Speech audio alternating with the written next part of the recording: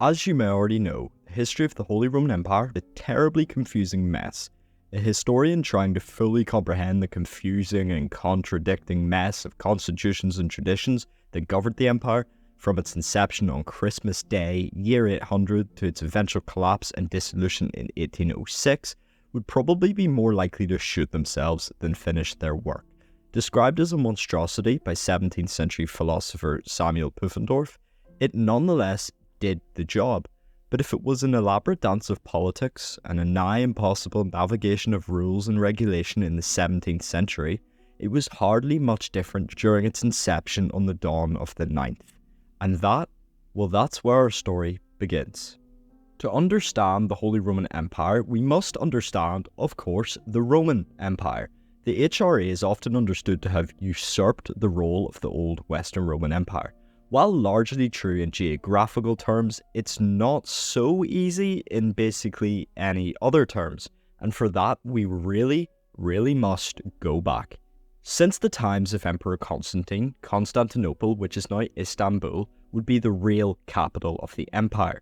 Before Constantine's rise in the year 306, the empire had been administratively split in two, the east and the west.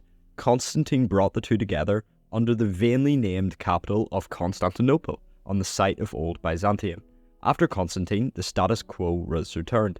The empire, until the collapse of the West, would be administered in two separate parts. Culturally, they were almost identical, but in practical terms, it was every man for himself. While the East flourished, or at the very least persisted, the West kind of crumbled. The Germanic mercenaries Rome had relied on began to eat away at the old empire, and the sack of Rome in 410 sealed its fate in all but name. The collapse from this point onward was merely being delayed, and in the year 476, under the rule of so-called Little Augustus, the empire finally fell. This was not really a shock to anyone at all, least of all the Germanic tribes of the Goths, Visigoths, and Vandals, who had all but secured the fate of the empire.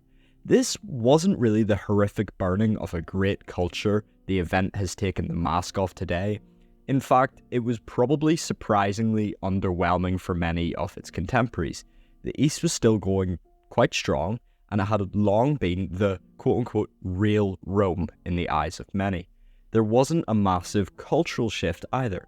The Romans of the Italian peninsula had much cultural exchange with the northern Germanic tribes.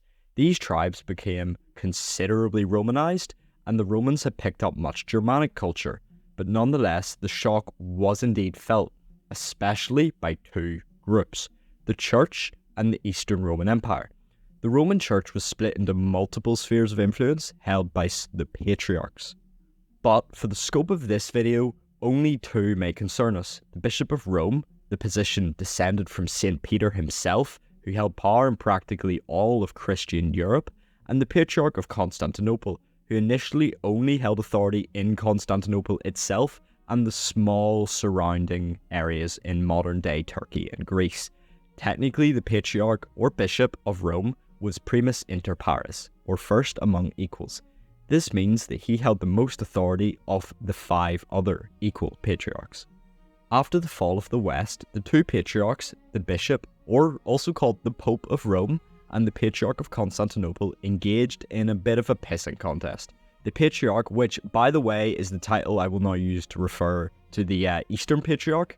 This is because while the Pope was technically a patriarch until 1054, it is much more simple to use these terms. Anyway, the Patriarch was subordinate to the Eastern Emperor, as the East still held to the old Roman tradition of the semi-divine emperor, and the Eastern Church was part of, and subordinate to, the Eastern imperial bureaucracy. The Pope, however, had long since shed their overlord during the weakening Western Empire. As the West fell, the papacy haphazardly expanded their influence, converting the so-called barbarian tribes to the proper Christianity, instead of the heretical Arian beliefs they had followed. Arianism was a sect of Christianity that dictated that God and Jesus were separate, and that Jesus was a subordinate of God. This conflicted with the Catholic belief that God and Jesus were one. And yeah, I understand this is a stupidly long tangent, but please trust me, it does matter. When the Eastern Emperor Justinian reclaimed Italy in the mid-6th century, The Patriarchs' influence wasn't far behind him, and the inverse was true when the Byzantines lost their grip on Central Europe. The Pope was snapping at their heels, carving out a spiritual fiefdom. This was pretty shaky, however, as the Pope really didn't have any physical backing to the extent that the Patriarch had with the Eastern Emperor. On top of this, the Pope's bishops really were in quite a spot of bother. They were tied to their local societies through an intricate game of relations with the Pope and the various rulers of Central Europe. To make things considerably worse, if this was even possible, the power vacuum of the Byzantine extraction from Italy, while it lent itself to increasing influence of the Pope in the spiritual world, in the physical one, it was not so good. The Lombards had moved in, replacing Byzantine rule of central Italy. To add insult to injury, they claimed the old Byzantine right of secular authority over both the Church and Rome. Now, something needed to change, and it needed to change fast. The Pope had no safety or room to ascend above politics as he wished to. This was further exacerbated by the fact that the Pope's first attempt to reach out was quashed by a Frankish civil war, which bled into Lombard territory. In this, the Pope was placed under new management, the Franks. Luckily for him, they gave the surrounding land to the Pope, forming the basis of the Papal States. But it wasn't nearly enough. The Pope needed to hit the books and go back to the old ways. Find a barbarian king, make him mighty and holy and spiritual and all that shit, and make him protect the Church. Now we come to the obvious choice, and that was Charlemagne. As the Frankish kingdom was large and close to Rome, with Charlemagne himself being a quite religious fellow, and one with territorial ambitions to boot. On top of this, his family had a long history of papal alliances. His father, Pippin, had been the one to remove the Lombards and save Rome. Charlemagne was to be no different. In 773, he again answered the call, and rode to the papacy's help in quashing renewed Lombard ambition. Even 3 decades before his crowning, he was shaping up as a great Catholic king in his own right. And speaking of great Catholic kings, there's countless more to come in the future, and if you want to join us as we venture into the deep past of the HRE and other great, not great, stupid, big, small, and just altogether fabulous events in history, please like the video and subscribe to not miss out. And if you're coming to us on Spotify, it would be greatly appreciated if you followed us. Now let's move on. And actually, yeah, I should probably explain. The Catholic Church as an out-and-out denomination as we know it today wouldn't really exist until the Great Schism. Now this is where Orthodoxy broke away in the 11th century, or more aptly, Catholicism broke away from Orthodoxy. But as it stands, Catholic is still a sect of Christianity in this time period, coming into conflict mostly with the Arian sect, which we've already covered earlier. This is Arian with an I, not a Y, by the way. And so, the papacy chose Charlemagne. He had all but crushed the Lombards, replacing their ruling elite with loyal Franks. The church was now safe. Charlemagne then spent decades conquering his way across Europe, further securing the rights of the Pope to spread his own influence, and the Pope at this time, Adrian, decided to infer upon Charlemagne a holy title. It seems, however, this initial consideration wasn't a massive deal. He was certainly not intended to replace the Eastern Emperor, in the eyes of the Pope at least. He was more seen as a useful barbarian to be manhandled until the Eastern Empire could sort their shit out and reclaim Italy. Despite the Patriarch and Pope butting heads more than once, under Eastern law, the Pope was still superior to the Patriarch, and if the East could reclaim the West, the Pope would be better off for it. But this ambition was quashed when, ironically, in 788, Charlemagne defeated a Byzantine force to reclaim parts of Italy. This was it. The Pope would have to make do. Not that the next Pope, Leo, was in any way unhappy with these circumstances. Quite the contrary. This was by far his ideal situation. Leo was perhaps one of the more unscrupulous characters to take up the mantle of Pope, involved, allegedly, in everything from adultery to perjury. He was nonetheless a very intelligent man. And he quickly kicked his predecessor's plan into motion. He made the first move in what would become an increasingly complex dance between Pope and Emperor. The Holy Roman Empire is usually seen as Charlemagne's legacy, but in reality it was a dual venture between Pope and King. One could not exist in this sense without the other. Leo had already sent an envoy to Charlemagne as soon as he ascended to the papacy, giving him the keys to St. Peter's tomb. The message was all but clear. The Pope was now under his protection. This was basically confirming a Frankish role that had been understood for decades. The Franks already had, in all but name, the place of defenders of Western Christendom.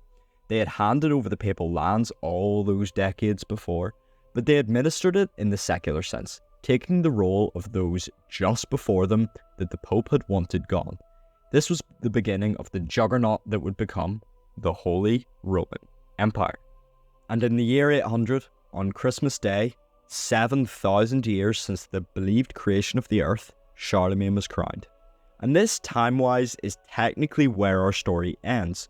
But hold on, we still have a terrible and confusing tale to tell.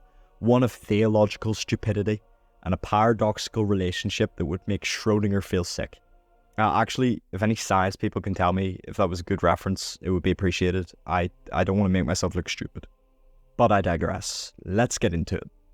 We find it very difficult to see Christianity for what it used to be. But there was once a time where it was both a deeply divided religion, even more so than today, and a religion that very much struggled with its position in the world. At its inception, and for centuries to come, it was a religion that couldn't quite find its footing. Christianity had a deep-rooted conflict with secular authority, stemming from its years of persecution under Roman authority. It was simple enough when Christianity was a small, decentralized religion to follow the mantra of render unto Caesar the thing that are Caesar's, and unto God the things that are God's. In this, the separation of Christian authority was clear.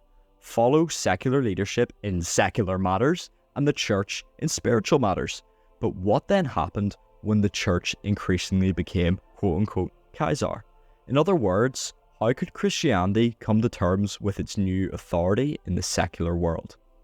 When the Pope could wield political power and the kings could wield spiritual power, and it is in this backdrop of the late stages of this theological conflict in the year 800 that we begin to see problems with the creation of the new empire. By Leo crowning Charlemagne as the new Roman emperor, he was in a sense claiming the earthly power to do so. He was transmitting a secular blank check for Charlemagne to advance political goals, using the new holy title of emperor. And in turn, by Charlemagne accepting the keys to St. Peter's tomb, he was too receiving a level of spiritual power that would let him be judge, jury, and executioner of the papacy. The handing over of the keys was not simply a gesture of goodwill or even submission by the Pope. It was telling Charlemagne, in no uncertain terms, he now had the power to intervene in matters of church if he saw fit. The lines were becoming increasingly blurred, and it was apparent that nobody quite knew what powers anyone else had. In the East, it was simple enough. Church submitted to emperor, becoming part of his bureaucracy. They pursued matters of the faith, while submitting to worldly authority. But in the West, the Pope was placing himself above the emperor in secular terms, giving himself the power to judge and appoint worldly authority. And the emperor was placing himself above the church, with the power to judge the church in spiritual matters. To refer back to our previous example, the church was now Caesar, a worldly authority, and the emperor now took the place of a pseudo-spiritual figure, rendering unto God. We can now hopefully begin to see the early events that would lead to Martin Luther's 95 Thesis and the Reformation, which rejected the secular authority of the church, something in due time the Protestant faith would also fall to, but that's outside our scope for today. The absolute perfect epitome of this discussion was Charlemagne's coronation. The Pope placed the crown of the empire on his head, and then immediately prostrated or bowed before the new emperor, submitting to his authority. This had become a relatively mundane procedure in time, and it may even seem difficult to recognise the groundbreaking nature of this event. But rest assured, it certainly was groundbreaking. By crowning Charlemagne, the Pope was imbuing himself with a power nobody really was sure he even had, that being interference in matters of state. Not only was he crowning a new emperor, it was the first Roman Empire in the West in nearly 400 years. And let me make one thing abundantly clear. This was not a second emperor or just a title, but Charlemagne and Leo both fully believed they were recreating the old empire, and there's no two ways about it. The act of crowning by the Pope, something that was a pretty new invention, as the Eastern Emperor would not even wear a crown for another 200 years, became a new ceremony, invented seemingly to give the Pope just as much in terms of power as was given to Emperor. And the reverse is true for the symbolic prostration and submission of the Pope. The act that gave the Emperor power over the Church also served to signal to the watching masses of Frankish nobles that this is a holy empire, whether they like it or not, and the Pope was well and truly an inseparable part of its mechanism. This ceremony allowed both Emperor and Pope to claim power over their respective realms using the mandate of the other, and at the same time allowing them a free hand in their partner's world. Both could thus claim to be the higher power in this lockstep relationship. Arguably, a more harmonious relationship had never been established between church and state. However, it was not without its opponents. Radicals in the church took both sides. Some believed the fabricated edicts of Constantine, which was supposedly written in 317, were incredibly unlikely to have originated with Constantine himself, as it was radically out of step with the rest of his policy. This stated the Pope should be emperor himself, and on this basis, the only man fit to rule the new empire was Leo. On the other end, traditionalist radicals believed the church had a duty to oppose tyranny in all its forms, rejecting the ideas of St. Peter and subjugation to unjust civil authority that was practiced by many Christians. On this, some Christians believed Charlemagne to be a tyrant, and the church had a duty to oppose this on a moral ground. Others yet didn't follow either camp, instead believing that while Charlemagne may be unjust and the Pope should not rule in any secular way, the church had a moral duty not of opposition, but of submission to the state. These Christians would have been happy perhaps with the old Lombard Empire or Frankish Empire without papal support, a true separation, so to speak. And it's under these conditions that the Holy Roman Empire came to be. A joint venture between Pope and Emperor it was, but not for long.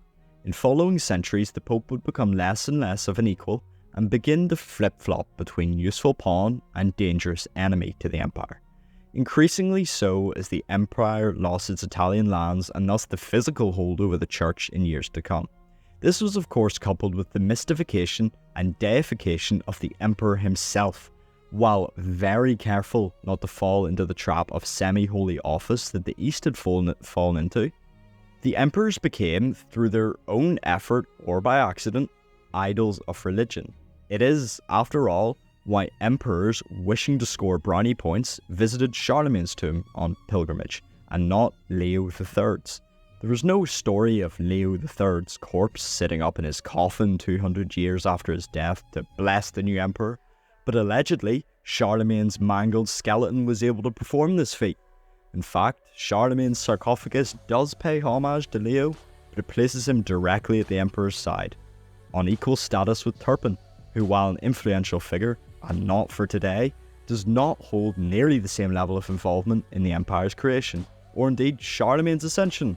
He was of course not even alive at the time, but we'll come to him in due time, and that's for another video. And that, folks, the political masterpiece of the creation of the Holy Roman Empire.